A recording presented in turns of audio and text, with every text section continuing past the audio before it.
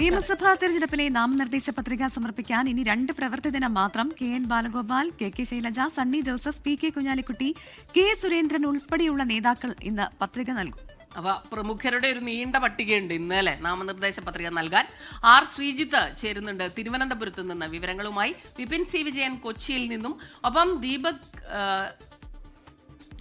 ധർമ്മടം കോഴിക്കോട് നിന്നും, പിന്നെ അത്രയും പേര് നമ്മൾക്ക് ചേരുന്നുണ്ട്. ഇപ്പൊ അതായത് വടക്ക് നിന്നും തെക്ക് നിന്നും മധ്യ കേരളത്തിൽ നിന്നും കൂടുതൽ വിവരങ്ങൾ നൽകാനായി നമ്മുടെ പ്രതിനിധികൾ ചേരുന്നുണ്ട്. ആദ്യം R ശ്രീജിത്തിലേക്കാണ് നമ്മൾ പോകുന്നത്. തിരുവനന്തപുരത്ത് നിന്നാണ് R ശ്രീജിത്ത് ചേരുന്നത്. ശ്രീജിത്ത്, ഒടുവിൽ ഇപ്പോൾ ഈ നാമനിർദ്ദേശ പത്രികാ സമർപ്പണത്തിന്റെ ദിവസമാകും. നമുക്കറിയാം വളരെ കുറച്ച് ദിവസമേ ഇത്തവണ ഉള്ളൂ. ആ കുറച്ച് ദിവസത്തിനുള്ളിൽ തന്നെ ഈ ദിവസങ്ങളിൽ എന്തെല്ലാം പുകിലുകളാണ് നമ്മൾ കണ്ടത്.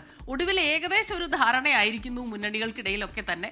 അപ്പൊ ഇന്നിപ്പോൾ പത്രിക സമർപ്പിക്കുന്ന പ്രമുഖർ ആരെല്ലാമാണ്?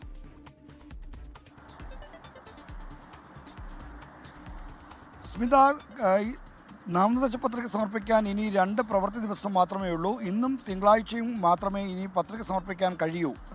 ഞായറാഴ്ച അടക്കമുള്ള അവധി ദിനങ്ങളിൽ നാമനിർദ്ദേശ പത്രിക സമർപ്പിക്കാനുള്ള അവസരമില്ല. അതുകൊണ്ടാണ് ഇന്ന് പ്രധാനമായും വലിയ തിരക്കാണ് ഈ നാമനിർദ്ദേശ പത്രിക സമർപ്പിക്കാനായുള്ളത്.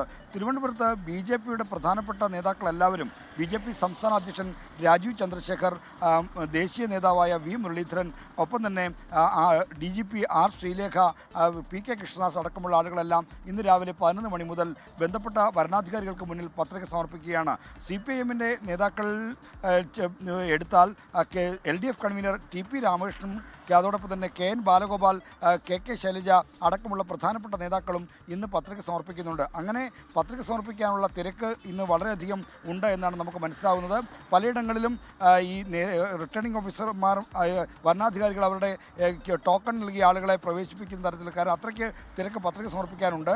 എന്തായാലും പത്രികാ സമർപ്പണത്തിൻ്റെ അവസാന തീയതി തിങ്കളാഴ്ചയാണ്. അതോടുകൂടി എല്ലാ മണ്ഡലങ്ങളിലെയും മത്സരചിത്രം പൂർണ്ണമായും തെളിയും. ഇനി തിരഞ്ഞെടുപ്പ് പോരാട്ടത്തിൻ്റെ അതിന് തീവ്രതയിലേക്ക് കേരളം മാറുകയാണ്. R ശ്രീജിത്താണ് തിരുവനന്തപുരത്ത് നിന്നുള്ള വിവരങ്ങൾ നൽകിയത്.